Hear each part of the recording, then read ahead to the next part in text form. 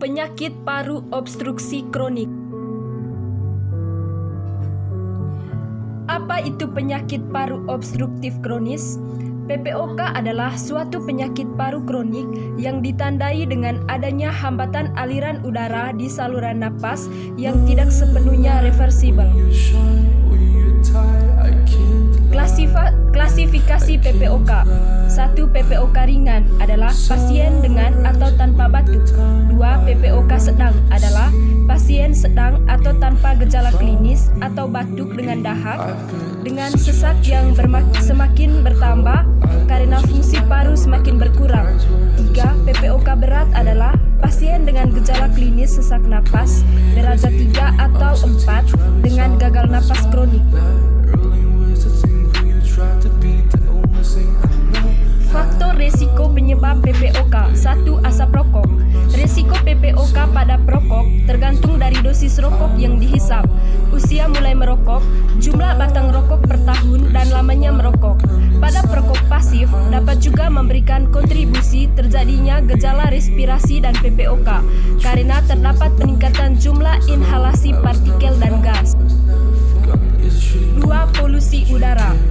Berbagai macam partikel dan gas yang terdapat di udara sekitar dapat menjadi penyebab terjadinya polusi udara dan dapat memberikan efek yang berbeda terhadap timbul dan beratnya PPOK.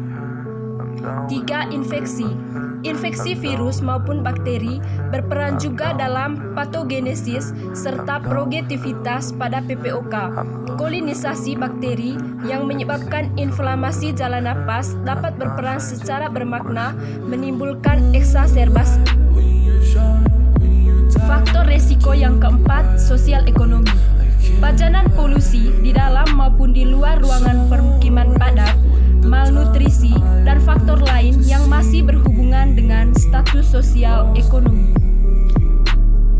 Yang kelima, tumbuh kembang paru. Pertumbuhan paru berhubungan pada saat proses selama kehamilan, kelahiran, dan pajanan polusi sewaktu kecil. Kecepatan fungsi paru pada seseorang adalah risiko terjadinya PPOK. Yang keenam, genetik. PPOK merupakan penyakit poligenik dan contoh klasik dari interaksi gen lingkungan.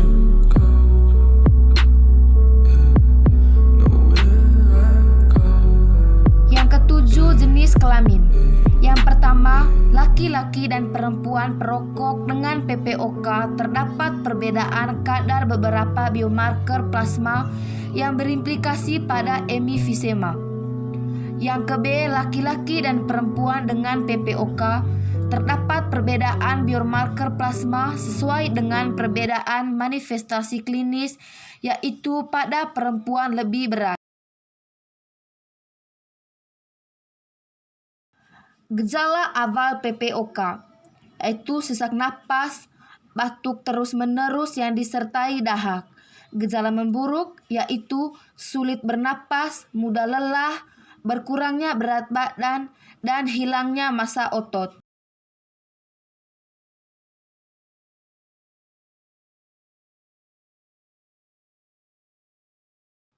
Komplikasi yang terjadi pada PPOK. A. Gagal nafas, yaitu gagal nafas kronis. Dapat diatasi dengan menjaga keseimbangan PO2 dan PCO2, bronkolidator adekuat, terapi oksigen yang adekuat, terutama waktu aktivitas atau tidur. Yang berikut, gagal nafas akut. Pada gagal nafas akut ditandai oleh sesak napas dengan atau tanpa sianosis putung bertambah dan demam, kesadaran menurun. Yang ke-B, infeksi berulang. Pada pasien PPOK, produksi spurum yang berlebihan menyebabkan koloni kuman. Hal ini memudahkan terjadinya infeksi berulang. Yang ke-C, kor pulmonal. Ditandai oleh P pulmonal pada EKG, hematokrit lebih besar dari 50%, dapat disertai gagal jantung kanan. Pencegahan PPOK. Yang pertama, menghindari asap rokok, polusi udara, hindari saluran pernapasan berulang.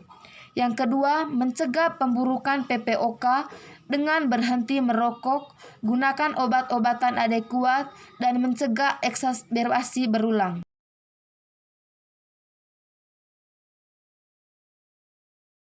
Sekian dari kelompok kami dengan kami kelompok 2 keperawatan 2020B dengan nama anggota yang pertama Every Dusman, Endoksia Serli Aman, Engelbertus Karisman Carson, Filomena Jasminta, Eufrasia Setia, Eventus Chandra, Femilia Jenia Embun, Firmina Delviana, dan Flaviana Nilda Salus.